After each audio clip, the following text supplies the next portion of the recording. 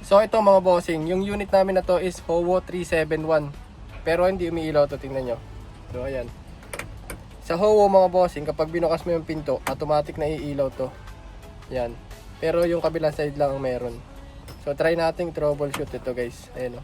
Nakabukas yung pintuan natin. So ayan o. Kapag binuksan mo yung pintuan, automatic yan, iilaw na yan. And then yung ilaw din doon sa pintuan, meron pang isa yan doon. So try nating i-troubleshoot. By the way guys, isang ilaw lang to, pero magkahiwalay ito ng fuse. So ito may ilaw na to, isa interior lights. And then itong walang ilaw sa sa tawag dito, door lamp. Sa door lamp siya nakasama. So magkahiwalay sila ng ilaw. Yan. So ang hanapin natin is ito, yung walang ilaw na to. So rekta na agad tayo sa fuse. So ang fuse ng door lights, ito guys F3. So ayan, meron siya, umiilaw siya kasi buo naman talaga 'yon. Pero yung dun sa door lamp, ito 'yon, F17. Ito guys walang ilaw tong kabila. So ayan, palitan lang natin to. Try natin palitan. And then tingnan natin kung gagana. So ito na guys yung fuse nyo. Yan, 15 amperes. And then kung mapapansin nyo, ayun putol yung gitna. Nag-short circuit na to kaya ganyan. So papalitan natin to. So ito na mga bossing, napalitan na natin. Left and right, meron na yung ilaw. Ayun Siyempre 15 amperes din yung pinalit natin. Kaso wala pa rin siyang ilaw dito. Yung interior lights meron, pero itong door lamp wala. Ayun Once kasi nung nakabukas yung pinto, automatic yan iilaw. Kaso wala pa rin. So hanapin natin yung problema.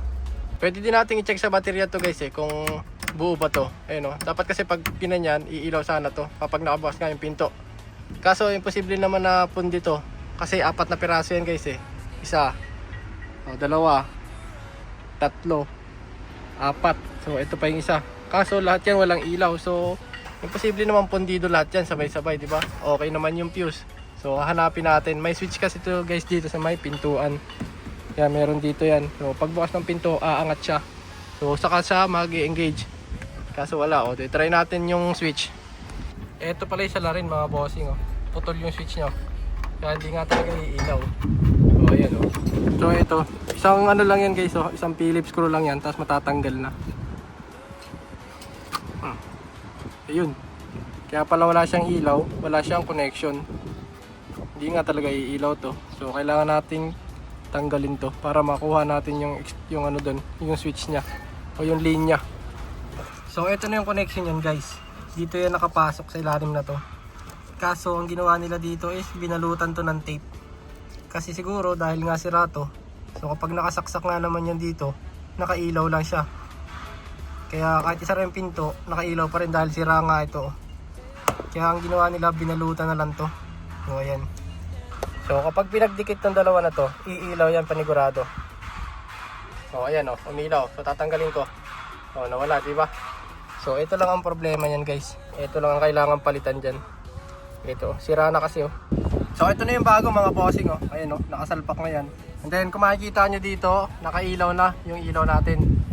Ayan At kapag pinindot ko to, syempre mamamatay yun. Halimbawa, sinarado ko yung pinto, ay mamatay siya. And then mabubuhay siya.